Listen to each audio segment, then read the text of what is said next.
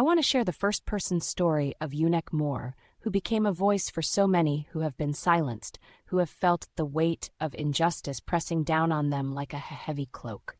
I want to take you back to June 4th, 2013. I was 17 years old, filled with dreams and aspirations, ready to step into the world as a college graduate.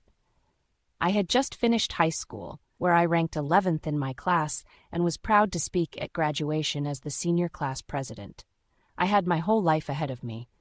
And that night we were celebrating not just my graduation, but also my friend Cipriana's departure for Army basic training.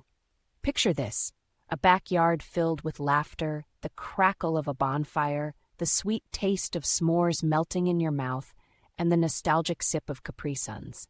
We were just a group of friends, young and carefree, enjoying a moment that felt like it would last forever. But then, everything changed in an instant.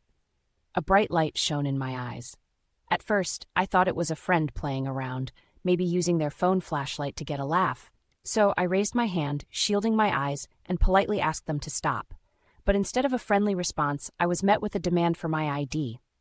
Confused, I asked why they needed to see it. No answer. Just an overwhelming sense of dread washed over me as I realized this wasn't a joke. Before I could even process what was happening, I was yanked from my chair. 3 police officers, 2 men and 1 woman, grabbed my wrists, twisted my arms, and dragged me across the yard. I was terrified. I thought they were going to break my arm. I told them they were hurting me, and the male officer responded with a chilling, "Shut the hell up." In that moment, I felt invisible. I was just a kid, celebrating a milestone, and suddenly I was being treated like a criminal. They handcuffed me, dragged me across the concrete driveway, and slammed me onto the hood of a squad car.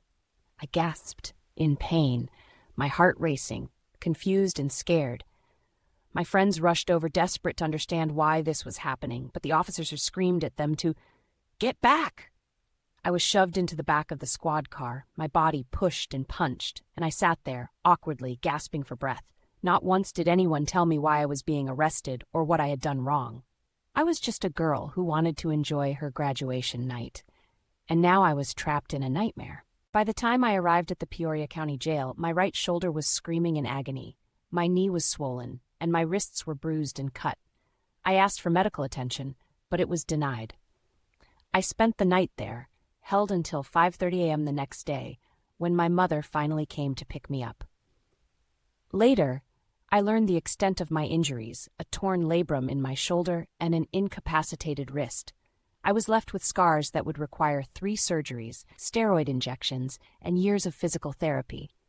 My entire right side felt immobilized, and one doctor even said my injuries looked like what football players might endure after years of being tackled. But it wasn't just my body that was hurt. It was my mind, my spirit. The trauma of that night has lingered, festering into a constant fear of police officers. I find myself looking over my shoulder, worrying that something like this could happen to me again. And it shouldn't be like this. There was nothing illegal happening at that party, nothing. Just friends celebrating a graduation. Yet, I was arrested and cited for resisting or obstructing a peace officer. The officers claimed they entered the backyard out of concern for our safety, but the only danger that night came from them. Over the past 6 years, my family and I have witnessed the lack of accountability for police officers in Peoria. It's disheartening. It's infuriating. I'm not just a statistic, I'm a person with a story, and without accountability, the unnecessary and excessive use of force that I experienced will continue to happen to others. We live in a city that has seen its share of tragic headlines about police interactions, headlines that echo the same stories we see across the country. Take, for instance, the tragic story of Eddie Russell Jr., who was shot 17 times by the Peoria Police Department, despite their knowledge of his mental health history. How many more lives must be lost before we realize that change is not just necessary, it's urgent? I stand here today, not just for myself, but for everyone who has faced similar injustices. We need to fight for justice for our community members. We need to demand real reform. It's time for us to come together and hold those in power accountable. This isn't just a personal story, it's a call to action. It's a reminder that we cannot stay silent. We cannot allow fear to dictate our lives or our futures. We deserve to feel safe in our own communities. We deserve to be treated with dignity and respect, regardless of the color of our skin. So I ask you, what will you do? Will you stand by and let this continue, or will you join me in advocating for change? We need to raise our voices, share our stories, and push for policies that ensure accountability and justice. It's time to demand that our police departments reflect the communities they serve, that they protect and serve without prejudice or fear. Let's not wait for the next tragedy to strike. Let's not allow this to be just another story that fades into the background. We are stronger together, and together we can make a difference. It's time to turn our pain into power, our fear into action, and our silence into a resounding call for justice. Thank you for listening to my story. Thank you for standing with me. Together, we can change the narrative. Together, we can create a future where everyone is treated with the respect and dignity they deserve.